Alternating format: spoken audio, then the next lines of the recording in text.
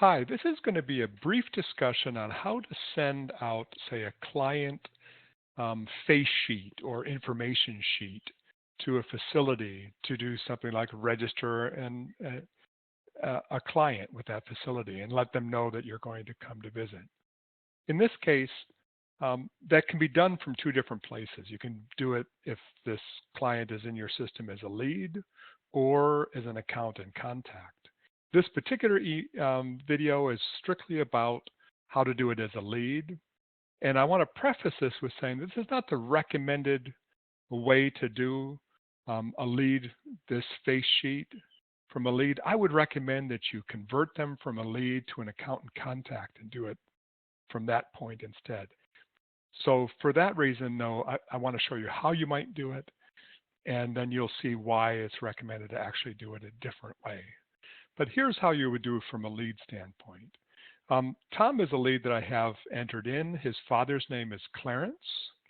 And when I go to Tom, all of Clarence's information is entered in here. Tom is the son, Clarence is the father.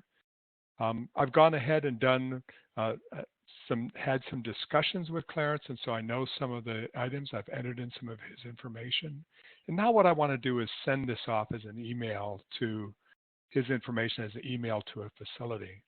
So I can do that by scrolling down to the bottom and clicking send an email. Now you notice Tom's name is in here. So if I send this email out, Tom will receive this email. I don't really want Tom to get the email, but I do have to have his name in there, and I'll show you the reason why. If I take Tom's name out, I can now select a template, choose the lead face sheet, and it populates the email. But unfortunately, there's no related information here, and that's because Tom's name is not in here. So it does have to be there, and it does, of course, go there when you first enter this email editing window. So this is the way to do it. Once it's there, select the template, lead face sheet,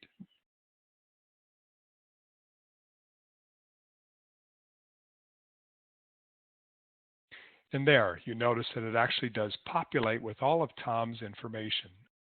So it's handy for that. And now what I can do is now I can take his name out and I could freehand send this to anybody that I choose.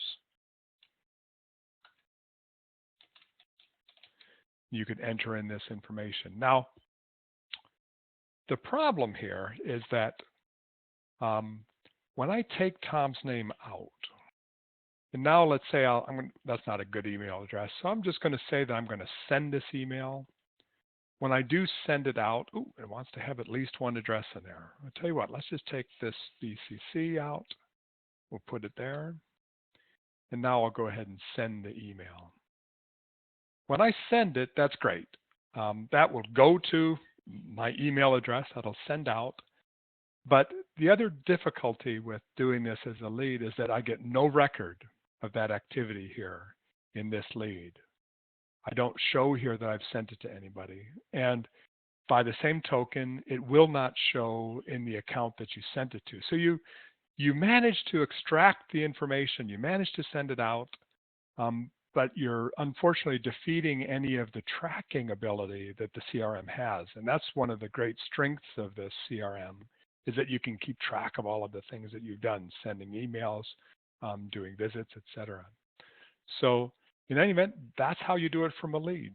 Not the recommended route, but it does extract the information and you can send it.